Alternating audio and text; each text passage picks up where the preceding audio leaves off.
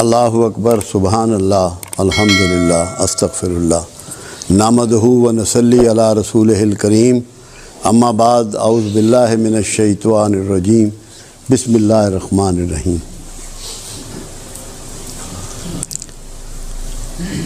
زکریا علیہ السلام کو کہا گیا کہ عمران کی بیٹی حضرت مریم کا خیال رکھا کرو، اس کی دیکھ بھال کیا کرو۔ تو آپ حضرت مریم کے حجرے میں تشریف لے جاتے اور وہاں انواع و اقسام کے بے موسمی کھانے اور پھل اور دیگر چیزیں پاتے۔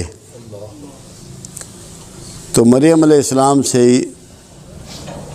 زکریا علیہ السلام سوال فرماتے کہ مریم یہ سب کچھ کیسے ہوتا ہے، یہ کہاں سے آتا ہے؟ تو مریم فرماتی جو اللہ چاہتا ہے وہ کرتا ہے، جو چاہتا ہے وہ دیتا ہے، جس کو چاہتا ہے اس کو دیتا ہے۔ تو یہ رحمت کا نزول جب وہاں ہو رہا تھا تو زکریا علیہ السلام نے بیٹے کی پیدائش کی دعا اسی مقام پہ کھڑے ہو کے کی جہاں یہ رحمت اللہ کی برس رہی تھی۔ اور یحییٰ علیہ السلام جو پیدا ہوئے، پھر پروردگار عالم نے قرآن میں انہوں نے کہا کہ 3 دن تو بات نہ کر سکے گا، یہ علامت ہوگی اس بات کی کہ تیری دعا قبول ہو گئی۔ جب آپ کو کسی جگہ کی بھی یہ کنفرمیشن مل جائے کہ یہاں رحمت کا نزول ہوتا ہے، یہاں رحمت برستی ہے، آپ کا دل اس کی گواہی دے دے، وہی مقام دعا ہوتا ہے۔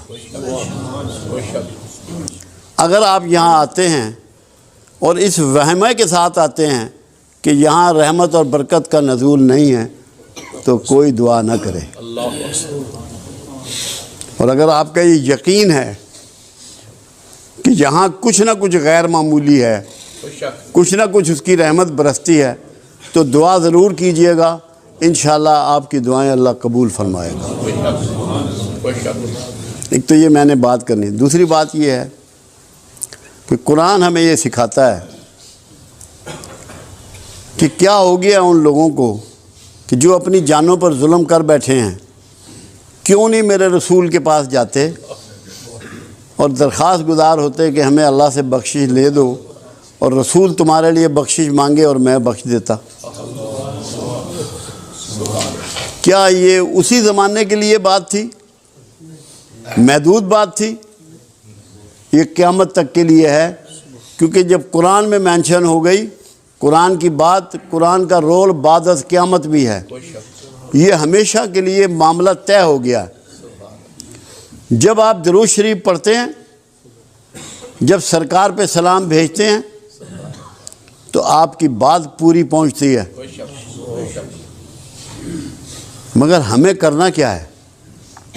پہلے ہمیں اس بھید کو سمجھنا ہے۔ جو رسول اللہ پسند کرتے ہیں ہمیں اسے پسند کرنا ہے،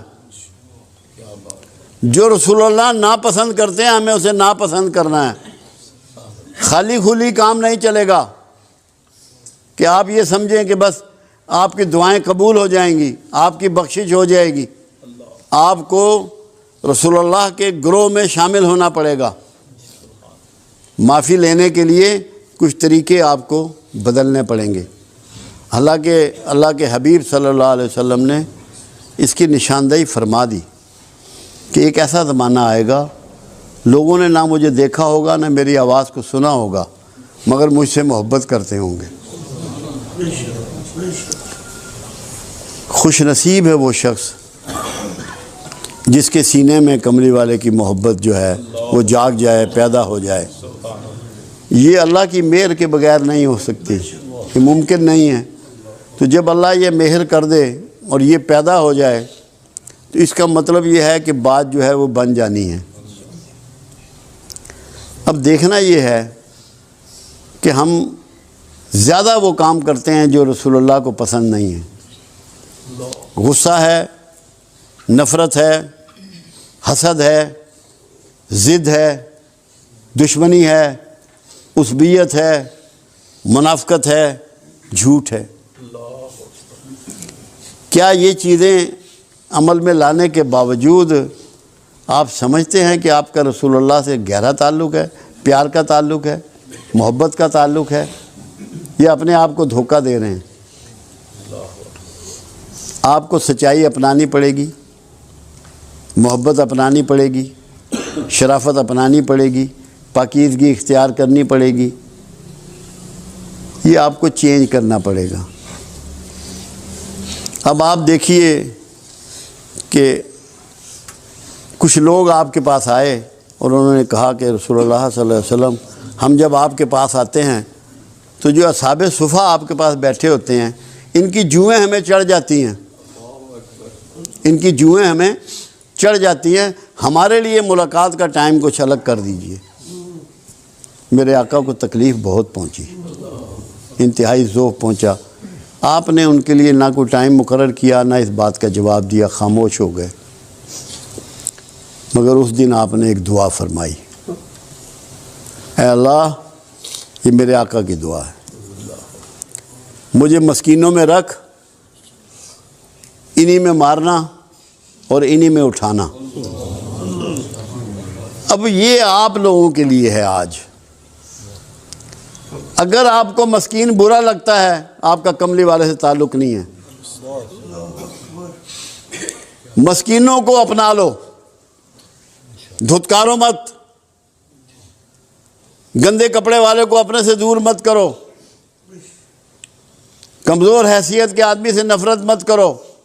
اگر چاہتے ہو کہ تمہیں کملی والے سے فیض ملے، تمہیں اس کی شفاعت نصیب ہو، تو سوچ کو بدلو، یہ ارادہ کر لو کہ مسکینوں میں رہنا چاہتے ہیں میرے آقا، مسکینوں میں مرنا چاہتے ہیں، مسکینوں میں اٹھنا چاہتے ہیں۔ ہم کہاں کھڑے ہیں؟ ہم کہاں کھڑے ہیں؟ ہم کیا کر رہے ہیں؟ کیونکہ بہت زیادہ دعویٰ پورے معاشرے میں بکھرا ہوا ہے۔ ہر کوئی یہ سمجھتا ہے کہ میں رسول اللہ سے محبت کرتا ہوں، میں رسول اللہ سے عشق کرتا ہوں، مگر کیا اس کے رویے سے یہ باتیں چھلکتی ہیں؟ یہ احساس ہوتا ہے کہ میں کیا کر رہا ہوں، مجھے کیا کرنا چاہیے؟ اپنے سوچ کو بدلنا ہے۔ یہاں آنے کا آپ کا مقصد ہی یہ ہے۔ یہاں بنیادی طور پہ ہمارا سکول آف تھاٹ جو ہے وہ تصوف ہے، جو تمام اولیاء اعظام کا سلسلہ چلا آ رہا ہے، نسل در نسل چلا آ رہا ہے۔ اس صفائے قلب کو بلیو کرتا ہے، اپنے اندر کی صفائی اس کا منشور ہے، اس کا ماٹو ہے۔ غصہ موجود ہے، نفرت موجود ہے، شدت موجود ہے، اور پھر بھی اندر محبت ہے تو کیسے ہوگی؟ محبت درد کے بغیر نہیں ہو سکتی۔ جب اللہ کے رسول صلی اللہ علیہ وسلم راتوں کے کھڑا ہو کے امت کی بخشش کی دعائیں کرتے ہیں، امت کی عافیت کی دعائیں کرتے ہیں، امت کی مغفرت کی دعائیں کرتے ہیں، کیا یہ بغیر درد کے ہے؟ کیا سینے میں سے دعا نکلتی ہے بغیر درد کے کسی کے لیے؟ کیا یہ ممکن ہے؟ کیا ڈرامہ کیا جا سکتا ہے؟ اس درد کو اپنانا ہے۔ میں آپ کو یقین دلاتا ہوں، اگر آپ کے اندر تھوڑا سا بھی درد پیدا ہو گیا، ہم قیامت کے قریب کے زمانے میں ہیں، سرکار سے دوری کے زمانے میں ہیں، تو تھوڑا سا بھی آج کا جو درد ہے نا، وہ آپ کی کائنات کو بدل ڈالے گا۔ اس کی ابتدا آپ نے اس طرح کرنی ہے کہ آج سے، ابھی سے مسکینوں کو چھاتی سے لگانا ہے، اور اس لیے لگانا ہے کہ یہ آقا کی پسند ہے۔ مسکین سرکار کی پسند ہے، جو سرکار کی پسند ہے وہ میری پسند ہے، یہ بنا لینا ہے اس کو۔ اگر یہ بن گیا، باخدا آپ سب کامیاب ہو جاؤ گے۔ میں اللہ کو گواہ کر کے کہہ رہا ہوں کہ آپ کامیاب ہو جاؤ۔ میں یہی تڑپتا رہتا ہوں، یہی سوچتا رہتا ہوں، دن میں بھی یہی غور کرتا رہتا ہوں کہ کس طریقے سے، دیکھیں آج سے 40 سال پیچھے جائیں، 50 سال پیچھے جائیں، ہمارے پاس اسباب بہت کم تھے، کسی کے پاس اسباب نہیں تھے اتنے، ہم سب ایک جیسے حالات کے لوگ ہیں، مگر وقت کے ساتھ ساتھ اسباب بہت بڑھ گئے، مگر اخلاق بہت گر گیا، ہم گھاٹے کے سوداگر ہو گئے، ہم گھاٹے کے سوداگر ہو گئے، کیونکہ اخلاق ہم نے کھو دیا، سامان ہم نے پا لیا۔ اللہ کے رسول نے سامان کو دھتکار دیا، پیوند والے کپڑے پہنے، گانٹھ مار کے جوتے پہنے، فاقے کیے، پیٹ پہ پتھر باندھے۔ ہم سامان کے چکر میں سارے اخلاق اور ساری محبت کملی والے کی اس سے دور چلے گئے، ہم نے گھاٹے کا سودا کیا۔ سوچ کو بدلیں، سامان سے مرکز کو ہٹائیں، اس دل کو اور دماغ کو اخلاق کی طرف مائل کریں، جس میں درد ہو، انسانیت ہو، شرافت ہو، احساس ہو، کسی کی خدمت ہو، کسی کی سیوا ہو، دلجوئی ہو، دلداری ہو۔ یہ جب تک نہیں کریں گے، یہاں آنے کا مقصد، ان محفلوں کا مقصد پورا نہیں ہوگا۔ میں تو یہ چاہتا ہوں کہ میرے جو دوست یہاں آتے ہیں، میرے ساتھی جو یہاں آتے ہیں، یہ کسی کو نہ بتائیں کہ ہم کہاں جاتے ہیں، کوئی تعارف نہ کرائیں، ان کے رویے سے پتہ لگے کہ ان کا استاد کون ہے، ان کے چلنے سے پتہ لگے، ان کی بات کرنے سے پتہ لگے، ان کے کاروبار کرنے سے پتہ لگے، ان کی نوکری کرنے سے پتہ لگے کہ کہاں بیٹھتے ہیں، یہ کس کے پاس جاتے ہیں، کس سے سیکھتے ہیں۔ اگر یہ نہیں ہے تو میں بھی غلطی پہ ہوں اور آپ بھی غلطی پہ ہیں۔ چسکا نہیں لینا، بابا جی نے بڑی گال کی تھی، اس کا کوئی فائدہ نہیں۔ جو آپ کے سینے کو چیر دے، بات وہ ہے، اندر احساس پیدا ہو جائے، اندر جاگ جائے آپ کا۔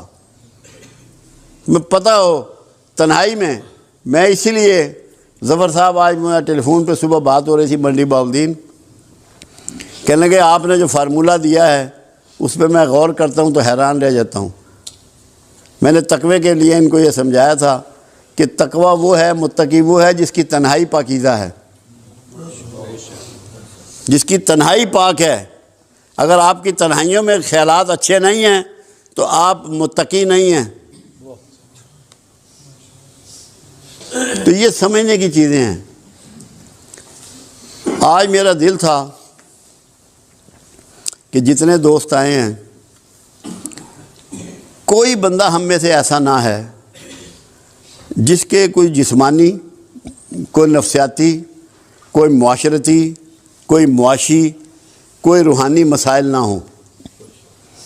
ایک تو یہ ہم قیامت کے قریب کے زمانے میں ہیں، پھر دین سے بہت دوری ہے، قرآن سے بہت دوری ہے، اچھے لوگوں سے بڑی دوری ہے۔ وہ میاں محمد بخش کا شعر ہے نا، جس کپڑے پھول بدے ہون خوشبو آئے رومالوں۔ وہ سنگت کی بات ہے، پھول جس کپڑے میں بھی لپیٹ جائیں اس کپڑے میں بھی خوشبو بکھر جاتی ہے اور پھیل جاتی ہے۔ ایسے ہی کسی اللہ والے کے ساتھ تعلق جوڑنے سے یہ ہوتا ہے کہ اس کی خوشبو آپ کے سینے میں بس جاتی ہے، آپ میں کچھ نہ کچھ احساس پیدا ہو جاتا ہے، اللہ کا ڈر اور خوف اور کملی والے کی محبت اس میں بیٹھ جاتی ہے آپ کے سینے میں، آپ کے دل و دماغ میں۔ تو میں چاہ رہا تھا کہ میرے جتنے دوست آج آئے ہیں، کیونکہ ایک تو میرا یہ ایمان ہے اور میرا یہ یقین ہے کہ یہاں رحمت برستی ہے۔ کچھ مجھے ایسی احساس بھی تھا کہ جس نے جو دعا مانگنی ہے اپنی، جو اس کے دل میں ہے، جو اس کی آرزو ہے، اس کے معاملات ہیں، خرابی ہے، جو بھی ہے، اللہ کے لیے کوئی کام بڑا نہیں ہوتا۔ ہم یہ سمجھیں نا کہ یہ کام اللہ نہیں کر سکتا، اللہ کے لیے تو ہر کام چھوٹا ہے، ہمارے لیے چھوٹا یا بڑا ہو سکتا ہے۔ اللہ کے لیے کسی کام کی کیا ویلیو، اس نے تو کن کہنا اور کام ہو جانا۔ اس کے لیے میرے ذہن میں آج یہ تھا کہ دعا کریں گے اکٹھے، اور جس جس کے دل میں جو جو آرزو ہے وہ اس کے لیے اپنی دعا مانگ لے گا۔ اس سے پہلے ایک بات بہت ضروری ہے، قرآن حکیم میں یہ بات سمجھائی گئی کہ مشرکین مکہ رسول اللہ صلی اللہ علیہ وسلم کو جب پکارتے تھے تو رانا کہتے تھے، رے عین نون الف، یعنی کہ چرواہا۔ اللہ کے حبیب نے قرآن میں یہ بتایا کہ میرے رسول کو آئندہ سے رانا نہ کہو، اس کو کہو انظرنا۔ لوگوں نے اس کے معنی اور مطلب کو نہیں سمجھا۔ انظرنا کا مطلب ہے کہ آقا نظر کرم ادھر پھیریے، نظر کرم ادھر پھیریے۔ تو آپ نے دعا سے پہلے سب نے انظرنا پڑھنا ہے کہ ہم نے پہلے آقا کو متوجہ کرنا ہے اور پھر اللہ سے مانگنا ہے۔ بات سمجھ میں آئی یا نہیں آئی؟ پہلے پڑھنا ہے انظرنا کہ آقا ادھر نظر کرم پھیر دیجئے، پھر اپنی اپنی دعا جس نے بھی کرنی ہے وہ کر لینی۔